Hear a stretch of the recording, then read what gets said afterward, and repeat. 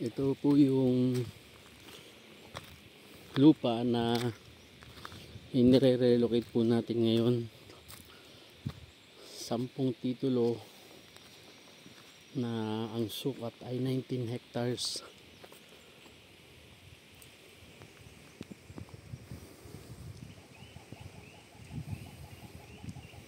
Ang nakakuha po ay isa po sa ating mga subscribers, viewer, taga-subaybay na nasa US.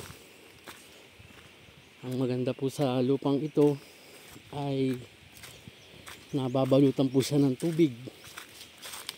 May mga waterfalls.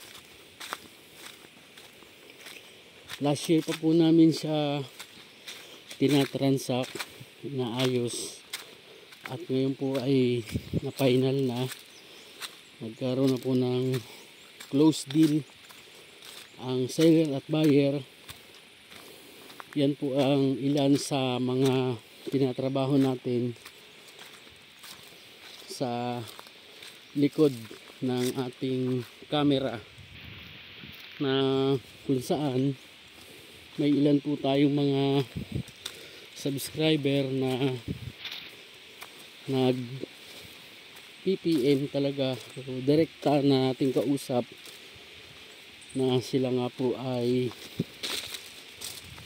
naghahanap ng mga lupang bakasyunan at yung mai-develop o investment. Ito po yung isa sa na i-offer natin. Kaya po marami tayong mga video dito, kaya lang po ay exclusive doon po sa ating nakakuha. Yan. Meron po itong waterfalls na talaga nga naman po kahit umaraw, uminit o umulan ay hindi po nawawala yung tubig. Noong nakaraan po na tag-ulan, napakalakas po ng tubig dito. Ngayon naman po ito na lang siya, kasi nga po sagad na yung init. Itong almost pa 2 weeks na po tayong mainit. Ito po yung waterfalls. Ngayon yung tubig, bahagyaan na lang po siya. Yan po yung solid na bato. Pero kung tutusin po at ito'y aayusin, kaya pa po rin talaga magkaroon ng isang magandang paliguan dito. Yan po yung tubig na nagagaling dun sa itaas. Ang kagandahan naman po dito, yung left side niya may tubig, yun din daw po sa kabila, sa right side meron din po. Ayan. So marami pa rin. Yung ganito po kalakas, makakaipon pa rin siya ng volume ng tubig. Yung tag-ulan po, talaga pong napakalakas ng tubig na yan. Kaya ngayon po ay bahagyang humina siya. Pero ang kagandahan naman po, kaya pa rin yung makaipon. Kasi ito po walang tigil, walang humpay. Pag mga ilang araw lang naman po dito, o mga ilang pagkalipas lang po ng summer season, maulan na uli. Mas lamang po sa lugar na to ang maulan. Kaya po ito, mas mananatili siyang malakas. Lalakas pa po yan kapag nagkaroon po uli ng tag-ulan. Yan, ito yung lupa na ating tinatrabaho ngayon. Yung mga video po na nakuha natin dito, yung mga una pa ay hindi po na ilalabas sa ating channel. Pero since ngayon po ito'y ano na po siya, deal na 19 hectares po ito na nakuha po ng ating viewer, subscriber na nasa US. At by next month po ay okay na po ang ating transaction dito. So ito po ngayon, kaya kami nandito ay para i-relocate po yung mga boundaries ng lupa. Andito po kasama natin yung engineer na kumukuha po ng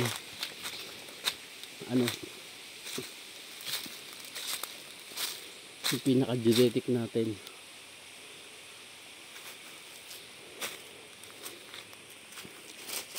Puro niyugan pa po yan. Ito po ay hanggang dun sa ibabaw, hanggang taas pa po. May part po dito na yung huling-huli, yung lot 39 doon sa ibabaw. Kapag nga daw po nandun sa ibabaw, base po doon sa kwento ng may-ari, pag nandun sa ibabaw, kita na po ang dagat ng Lubayat, Quezon, ng Real Quezon. Ito po yung pinakabungad. Palabas po ng National Highway ay naglakad lang kami ng almost mga 20 minutes mahigit. At nasa kulang ng 1 kilometro po yun papasok dito sa property. Pero maganda po yung lupa dahil kumpleto pa siya. Unang-una may tubig, unlimited. Ito po kahit ganyan siyang mahina ngayon, bahagya, hindi siya nawawala.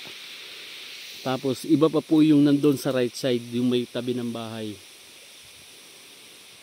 Tapos yan po ay pataas. Pero yung pinaka-top po niyan may kapatagan. Kahit po sa part na to mayroon pong patag dyan.